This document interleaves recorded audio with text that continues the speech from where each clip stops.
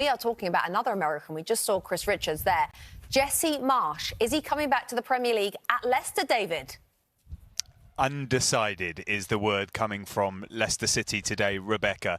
Look, they are in a crisis. They're sinking. It's 8 defeats, or 8 without a win, I should say, in all competitions. 9 in all competitions, 8 in the Premier League, and just 1 draw in that process. The big mistake Leicester seem to have made is sacking Brendan Rodgers and not having a replacement lined up. And that meant they turned to plan A, which was their interim team of Adam Sadler and Mike Stowell on a temporary basis, hoping that they would get a lift out of the squad. That hasn't happened. They've lost their 2 matches in charge. So plan B was maybe a temporary solution of, I don't know, somebody like a Rafa Benitez, Sam Allardyce. These types of names were mentioned, but that hasn't come to fruition. So now plan C is coming into the frame, and that's a possible permanent manager taking their position now. Well, Graham Potter won't be taking that because he wants a break, and we don't know he would even come to Leicester.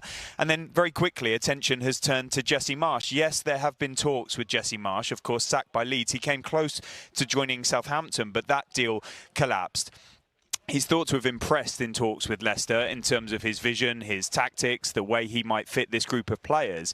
But interestingly, it's got quite a negative reception from the public. We saw even Gary Lineker taking to social media to question it. And I don't know if that's made the Leicester hierarchy pause for thought. They would certainly deny it and say that there's been no U-turn on this. They're just considering all of their options. The process is ongoing. It's complicated. It's delicate. There are moving parts. There are many names that are being spoken to. But as things stand, Jesse Marsch has not been confirmed, and we don't know if he is going to get the position. It's a fascinating situation. It's a desperately worrying one for the ownership. Iowat Srivatanaprabha, the son of the late owner, was at the stadium yesterday. Big decision to make. 13 years in charge of Leicester. Premier League for 9 years, and these are concerning times. 7 players out of contract in the summer, 8 the year after. They are sinking quick, and they need to do something about it, but no update on the managerial situation as things stand. OK, well, David, it's a theme, isn't it, that these Premier League clubs are sacking their managers and then thinking, oh, yeah, we've now got to get somebody in. Chelsea did the same thing and then went super left field and went back to Frank Lampard. Can you tell us how that happened? Well, when it rains, it pours at Stamford Bridge. I think they wish the domestic season was over, but they're still going in Europe. But yes, as you say, the shock news that came to us in recent days was that Frank Lampard was coming in as interim manager.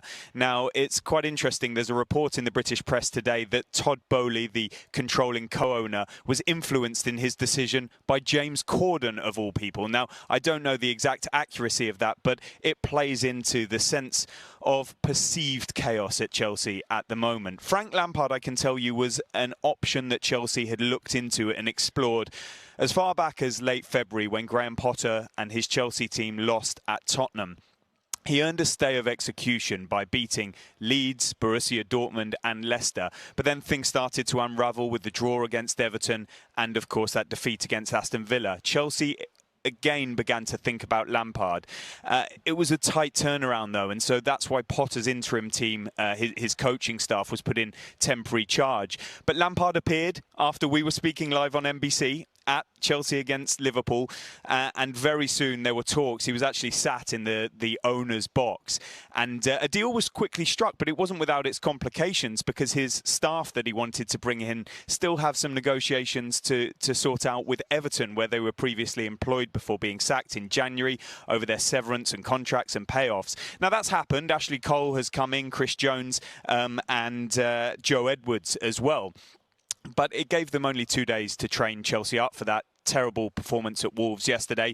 And Frank Lampard said in his talks with the Chelsea hierarchy that he was happy to take on this big bloated squad. It's got loads of talent in it, but he is now seeing the problems for himself. And those problems will need to be addressed in the coming weeks. An absolutely incredible fixture list with Real Madrid, Manchester United, Arsenal and Manchester City all in there.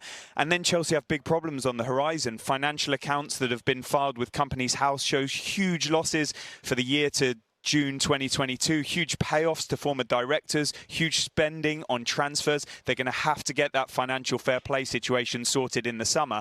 And at the same time, they need to appoint a permanent manager. That process is going on in the background while Frank Lampard takes the public attention and maybe takes a bit of the spotlight off of the owners at this critical time. Hi there, I'm Rebecca Lowe, studio host for NBC's coverage of the Premier League. Don't forget to hit subscribe to watch more videos all season long. For even more Premier League content, from original series to live matches, head over to Peacock and be sure to tune in for Premier League mornings every weekend on USA Network and on Peacock. We will see you over there.